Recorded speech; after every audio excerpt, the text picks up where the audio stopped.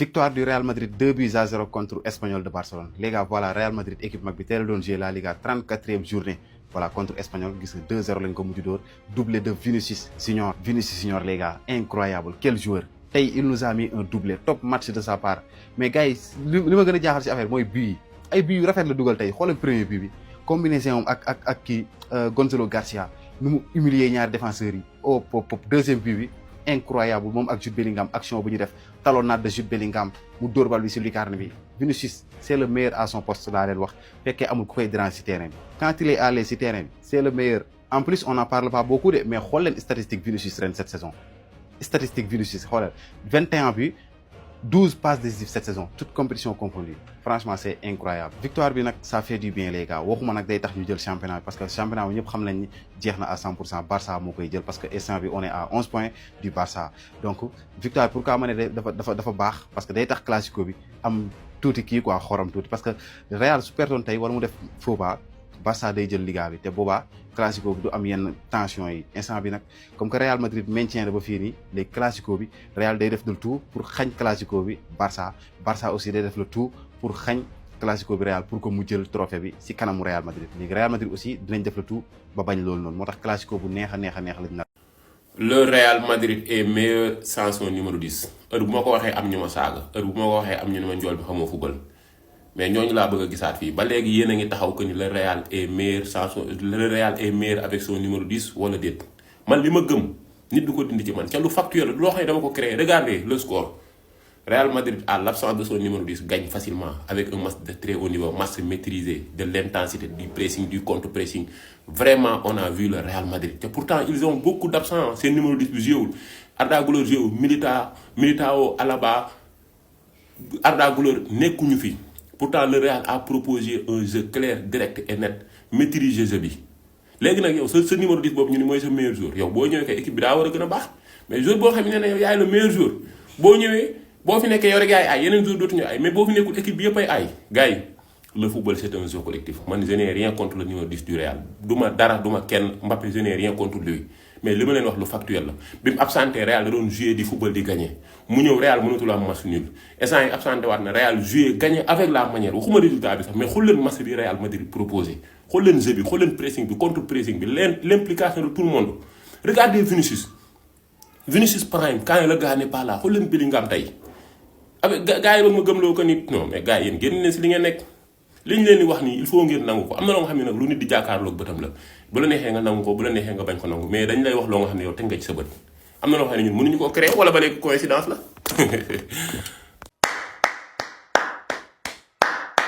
Parfois su may gis certains fans du Real di critiquer Vinicius sur ses performances wallahi en fait du ma bëgg a wax mais damay comprendre que ñoom ils n'ont rien compris. ndax voilà sur une action permettre na joueur Real yëpp nekkaat ci match bi parce que soo leen xoolee baax match bi en première période c'était catastrophique laa mën a wax. mais là à la 54e minute c'est Vinicius qui récupère la balle. il fait la passe à Gonzalo Garcia bi nga xamante ni mu ngi soog a dugg mais Gonzalo Garcia a l'intelligence de faire une remise à Vinicius. et là vous savez c'est le talent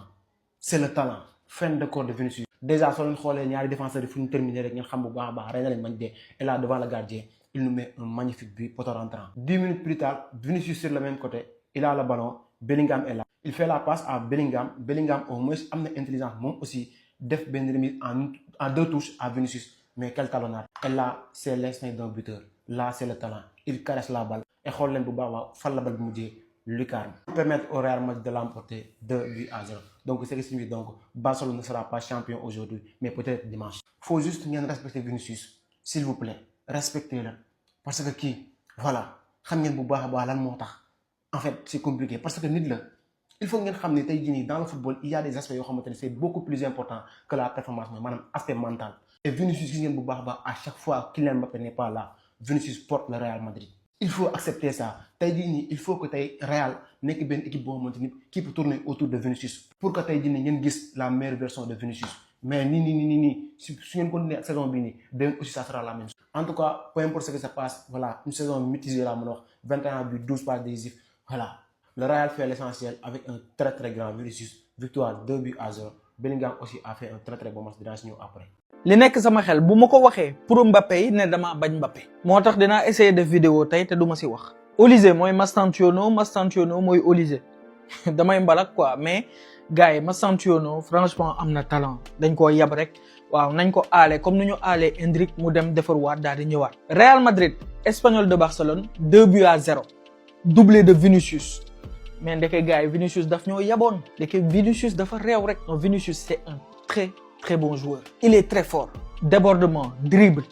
wax ji sax daf cee aay. tey dama ragaloon sax. arbitre bi jox ko beneen jaune ñu rouge ko ñu am problème match prochain te match bi buñ ko pertoon Pasio biñ doon bañ ba Barça jëlee trophée ñu bañ leen a tàccu dañ ko naroon def bu ñu dajee classico maanaam ñoom ñuy romb ñu taxaw defal leen aide d'honneur di leen tàccu joueuru Barça yi di dugg au moins loolu duñ ko defagum classico ba nag dinañ xool nan lay demee. d'après les informations qu'on a reçues Kylian Mbappé il ne jouera pas Kylian Mbappé jouru classico bi du football gars yi tey balaa ñoo dugal numéro 9. match bi c'était compliqué pour tout le monde. pour Rudiger pour Hausen pour Arnold pour Ferland Mendy bi nga xam ne gaañuwaat na encore. Thiago Pittarque c'était compliqué pour tout le monde sauf pour un seul joueur muy Tchouaméni. Tchouaméni il est très très bon actuellement. Manchester United dafay bàyyi Casemiro mu dem waa Manchester United instant yi seen bët yëpp ci Tchouaméni lañ ko teg mais Tchouaméni jamono ji munul dem. bu loolu weesoo ñu dugal numéro 9. fat nga gis Vinicius am ci ku mu wéeru.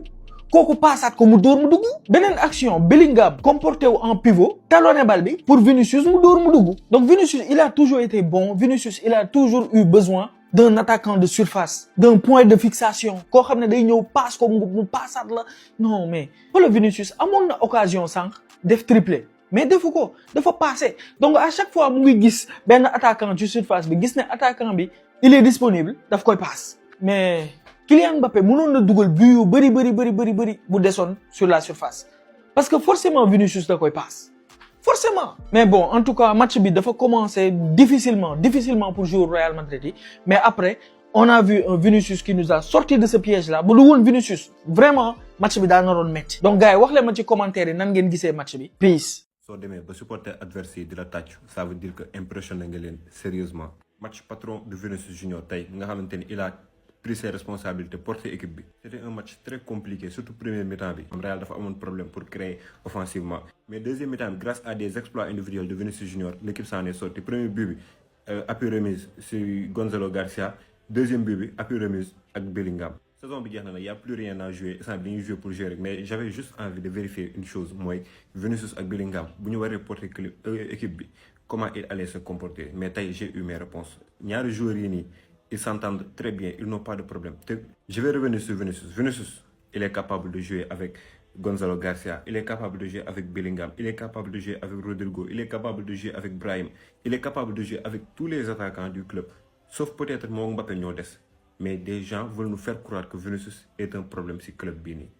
C'est incroyable. Au moins réussir nañ yéexal sacre Barça bi ba semaine prochaine. maintenant nag yaakaar naa ne coow li jeex na coowal aide d'honneur maintenant c'est fini maa ngi doon gis ay wax si affaire aide d'honneur ou pas merengue ne duñ defal Barça aide d'honneur catalan yi dañ ko war def pour geste de fair play et tout ça merengue ne nekkul force mais maintenant coow li jeex na coowal aide d'honneur c'est fini parce que Real Madrid vient de battre Espanyol de Barcelone 2-0 ce qui signifie que Barça n'est pas encore champion d'Espagne et que prochaine journée classico la nar a nekk et pour aide d'honneur am il faut d'abord Barça jël Liga officiellement mais instant bi Barça neexagul champion officiellement donc la Liga va se jouer au classique victoire bii nag il la fallait pour le Real Madrid après match nul bi contre Real Betis merengue yi dañu doon demandé mooy réaction ca tey les hommes d'arbre voilà réagir nañ aussi grâce à un très grand Vinicius Junior qui a inscrit un magnifique doublé jouer contre Espanyol Barcelone nag xam ngeen ni mosul yomb waxuma laa ñu nekk biir dëkkam ñii xam ngeen nañu lakkalee seen biir dëkk mais Real Madrid tey dafa soxla woon ndam ak lu mu lakkale lu mu nakari fubaleel tey Real Madrid n'avait pas le choix gagner obligatoirement la montée si match yi et ils l'ont fait grâce à un doublé signé Vinicius Junior félicitations aux merengues bravo. Mais Vinicius, quel match de Vinicius Junior! Real Madrid qui mène 2-0 sur la pelouse d'Espanyol de Barcelone après un match très compliqué. Parce que premier mi-temps, Real Madrid il a tout tenté, mais le match c'était trop serré. Espanyol, vous savez que dafa naqari football, que ce soit mu nekk ak Barça ou mu nekk Real de Madrid. Et finalement, Real Madrid mujj na ko gagné à la deuxième période après un match extraordinaire et un doublé de Vinicius Junior. On dirait que le Real Madrid va mieux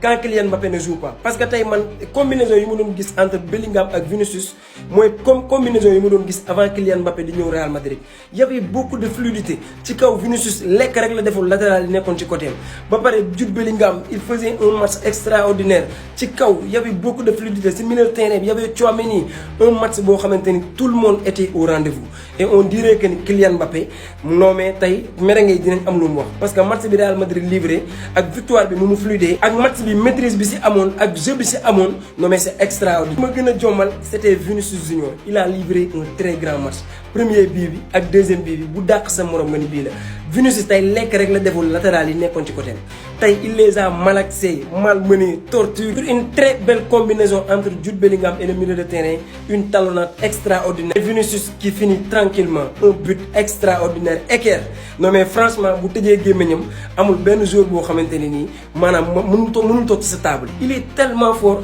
mais lenn mooy problème il parle assez. Pour le moment il a 21 buts et 12 passes décisives toutes compétitions confondues. Très franchement le match qu'il nous a montré aujourd'hui ça veut dire que Vinicius bu noppee c'est le leader du Real de Madrid parce que sans Kylian Mbappé il est capable de porter le Real Madrid sur ses épaules te tey il nous a livré un match de très haut niveau. Quoi qu'on puisse dire tey match bi mu def non mais c'est Vinicius que les gens aiment Vinicius bii la gars yi nam tey il a livré son match ça m'a choqué. Malheureusement pour les Catalans le Classico va être lancé parce que ñu bëri yaakaaroon nañ que ni Real Madrid tey il aura des difficultés pour gagner ce match pour que Barça mën a jël mais pour le moment Classico bi y aura beaucoup d'enjeux parce que Barça bu gagné mën naa ni day jël Classico bi te Real Madrid aussi bu gagné Classico bi ba léegi day continuer donc mën naa ni Vinicius tey indi na Real Madrid parce que il a livré un match de patron un match de très haut niveau. Franchement, félicitations à tous les merengues et dites-moi ce que vous pensez dans les commentaires. Je comprends moi Vinicius la moo tax mu bàyyi ba saison bi jeex mu indi Vinicius Prime quoi man loolu laa mëntu comprendre wala Vinicius bu fekkee bëggatoo football ak Kylian Mbappé wala bëggatoo bokk ak Kylian Mbappé si biir terrain nga waxuñu ko benn mais gars Vinicius bi ma gis tey c'était Vinicius Prime laa doon gis quoi maanaam Vinicius 2024 bi laa doon gis Vinicius boo xam ne moom lañ remporté li nga xam mooy Ligue des Champions Vinicius boobu laa gis il était exceptionnel il a pris ses responsabilités est-ce que mu ngeen ma expliquer gars si premier bi côté espagnol de Barça gis nga communication moom ak ki nga xam mooy Gonzalo Garcia regardez-moi gars cherchez Inde bi il a éliminé 3 défenseurs gars 3 défenseurs moom kese xoolee nu mu leen éliminé gars bu pare tànn li nga xam mooy premier poteau nag góol bi fu mu taxaw mu def ko foofu nag regardez-moi encore sur le deuxième bi gars cherchez Jude Bellingham mais quelle passe décidée Jude Bellingham talonnade bi encore Vinicius Junior enroulé bal bi si likaar mi mënuma comprendre lan moo tax mu bàyyi ba saison bi jeex mu indi ñu Vinicius Prime loolu moo ma jaaxal wala bëggoo bokk ak Kylian Mbappé terrain wala lan mooy problème bi joué Kylian Mbappé mënuñoo bokk ci biir terrain qu'on se dit la vérité de mais tey ji confirmé nañ ko na gade mais gars yi quel match de Vinicius Junior nag quel match de Vinicius Junior heureusement que Barça dina xaar ba dimanche na gars yi jël li nga xam mooy championnat bi parce que actuellement ni Real Madrid doon na li nga xam mooy Espagnol de Barça doublé de Vinicius Junior na gars ko essayé ni Barça n'est pas champion nag gars yi kon dimanche bi di ñëw nag gars yi si classico bi la Barça pourra être champion foofu noonu nag bu gagné Real de Madrid